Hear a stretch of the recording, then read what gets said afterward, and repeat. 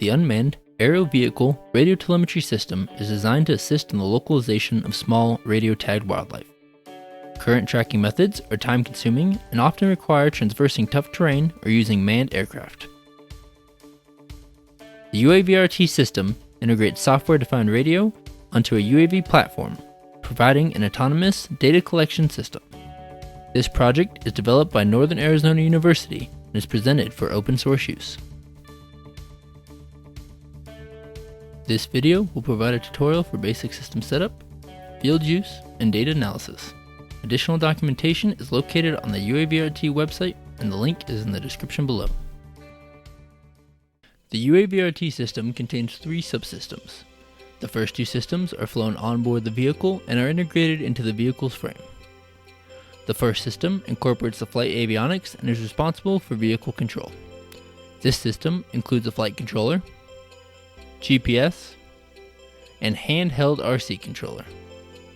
This subsystem allows the vehicle to fly autonomously or manually, where an operator can regain control of the UAV at any time during flight. The second system consists of the radio telemetry avionics and is also flown onboard the vehicle. This system uses a software-defined radio to collect signals from wildlife tags and store the data locally on the companion computer. The ground control station is the final subsystem and is used by a wildlife tracker on the ground.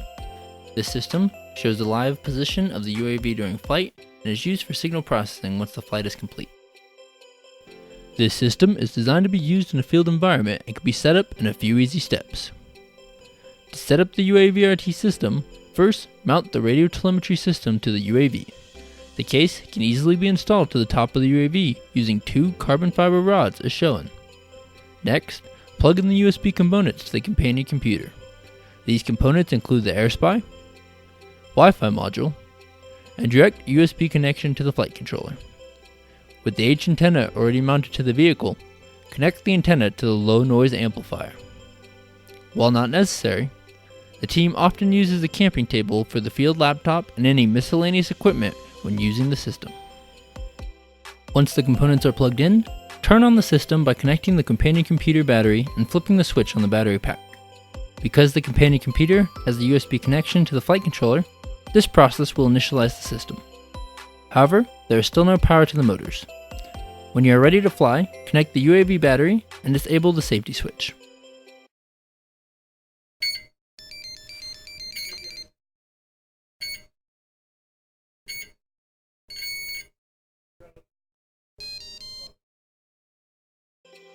Once powered on, the flight and radio avionics can be accessed remotely via the ground control station. With the companion computer on, the system should generate a Wi-Fi network. On your field laptop, go into your Wi-Fi settings and initialize the appropriate connection.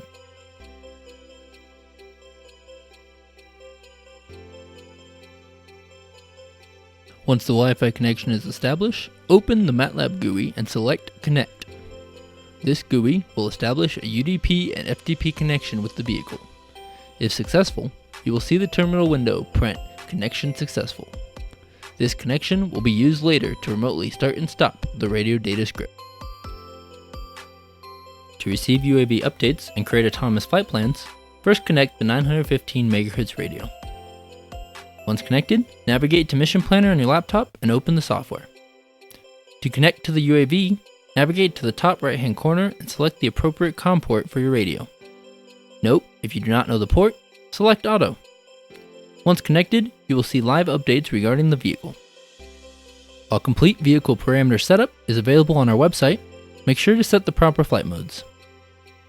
To set the flight modes, go to the Initial Setup, Mandatory Hardware, and drop down to the Flight Modes tab. For safety and ease of use, the team sets the flight modes to Stabilize, Auto, and Return to Launch, as seen here. These settings correspond to the 3 locations of the flight mode switch on the RC controller. Note, these options will not be available to you if your RC controller is not powered on.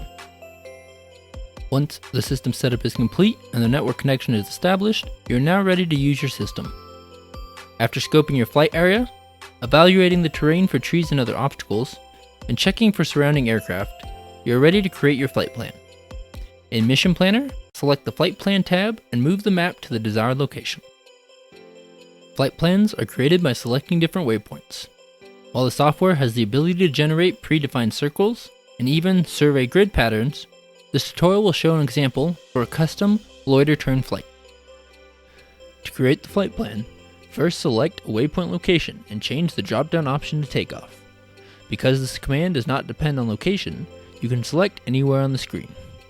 Be sure to make sure the default altitude is set to relative, as this will save you additional work later. Next, select the first waypoint you wish for the vehicle to fly to. Note, you can move this waypoint after your initial selection if you choose.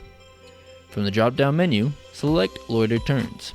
This option will allow you to select the number of turns you want the UAV to complete at that waypoint, as well as modify the altitude if desired. From initial testing, the team has determined that 3 turns is usually enough to collect the necessary radio data at each point.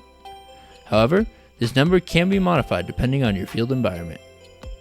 Continue this procedure for however many waypoints you desire, but remember, your maximum flight time is approximately 25 minutes.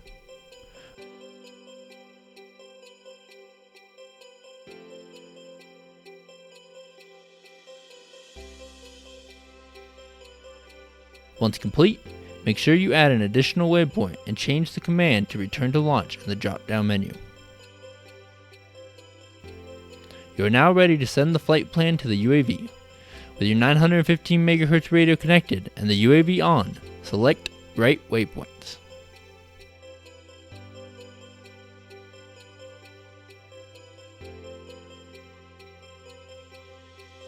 Once the UAV receives the flight plan, you can start the radio collection on board the UAV.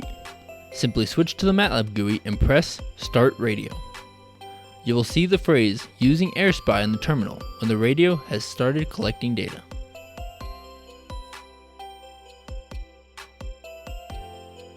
You are now ready to begin the UAV flight. While takeoff can be started using the ground control station, we will show you how to complete this procedure using the RC remote. With the controller in hand, arm the vehicle by moving the throttle stick to the lower right position of the controller. Once you hear the UAV beep, the vehicle is armed and the motors will begin to spin. Switch the flight mode switch into the second position and move the throttle stick to 50%.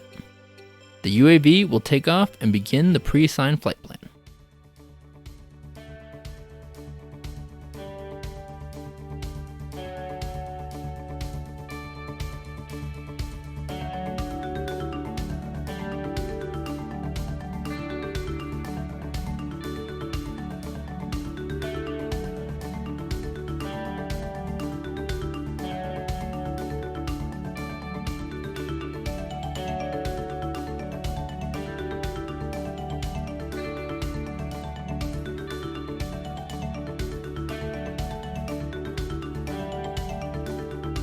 Once the UAV has completed the assigned flight plan, the vehicle will return to its launch location. After the motors turn off, the UAV is unarmed and it is safe to approach the vehicle if needed.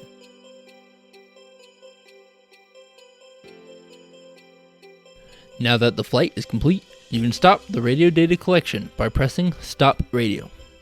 If the Wi-Fi was disconnected during flight and did not automatically re-establish, simply reconnect the Wi-Fi before proceeding. With your data successfully saved, this GUI allows you to load the data from the UAV and analyze the results. The system will automatically detect each waypoint the UAV flew to and calculate an estimated tag location. Please reference our next tutorial for a full overview of the data processing capabilities and the corresponding procedures. With this introduction, you are now ready to use the UAVRT system. For additional information, please reference our website.